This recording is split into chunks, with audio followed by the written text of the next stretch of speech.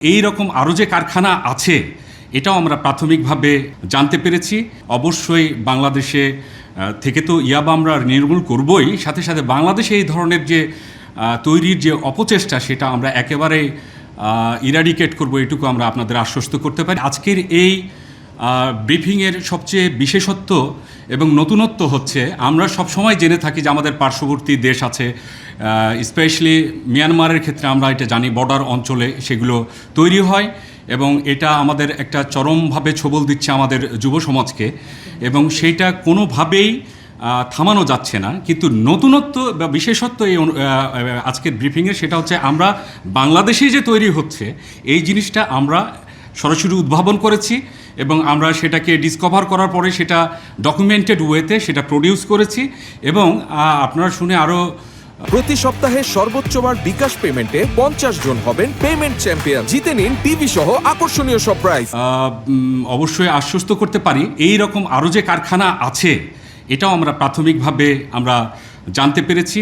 আমরা জিজ্ঞাসাবাদে কিছু আমাদের সেই ধরনের ইঙ্গিতপূর্ণ আবহ আছে, সেগুলো আমরা অবশ্যই বাংলাদেশে থেকে তো ইয়াবা আমরা নির্মূল করবই, সাথে সাথে বাংলাদেশে এই ধরনের যে তৈরির যে অপচেষ্টা সেটা আমরা একেবারে ইরাডিকেট করব, এটুকু আমরা আপনাদের আশ্বস্ত করতে পারি। আর কাঁচামালের বিষয়টা হচ্ছে কাঁচামাল এগুলো বাংলাদেশেও অ্যাভেলেবল, তারা তাদের ভাষ্যমতে এগুলো বাংলাদেশেও পাওয়া যায়, বাট এইটার যে সিস্টেম বানানোর সিস্টেম, ওদের যে মেশিন এবং যে রেশিওগুলো করা, এটার জন্য এইটা মূলত বাংলাদেশই করেছে। এটা পদ্ধতিটা তারা যেভাবেই হোক জেনেছে। আমরা এর পরবর্তীতে মামলার পরে আমরা এটা তদন্ত করার চেষ্টা করব। আমরা তাদেরকে রিমান্ডে নিয়ে এসে আমরা আরও ইন ডিটেল খুঁটিনাটি সব কিছু আমরা বের করব বলে আশাবাদী। এই কাঁচামাল তো এই জিনিসের কোনো ইনগ্রিডিয়েন্টসের যে অবৈধ এমনটি নয়, যে কাঁচামালগুলো থাকে সেগুলো শুধু ওটার কাজে ব্যবহৃত হয় এমনটিও নয়, সেগুলো বিভিন্ন জিনিস উৎপাদন হয়, সেগুলো দিয়ে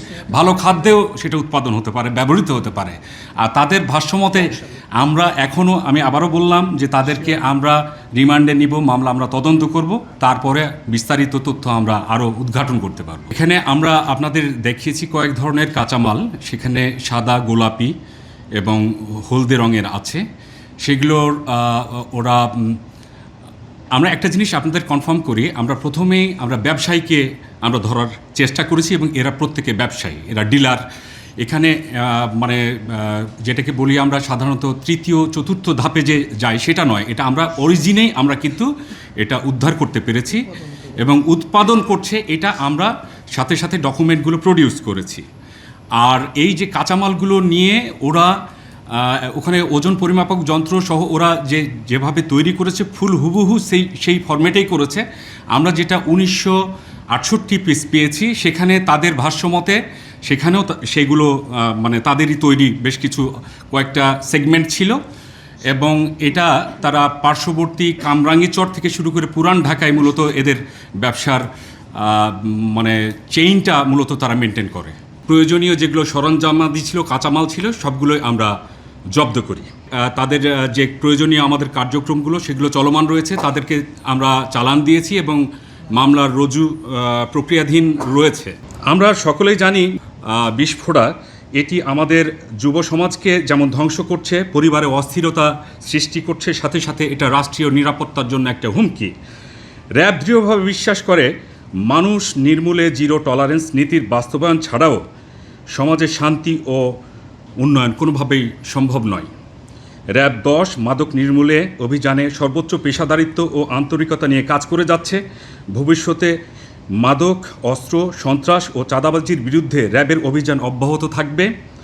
এ ধরনের অপরাধমূলক কর্মকাণ্ড সম্পর্কে তথ্য পাওয়া গেলে নিকটস্থ আইনশৃঙ্খলা বাহিনী বা র্যাবকে অবহিত করার জন্য সকলকে আহ্বান জানানো হচ্ছে।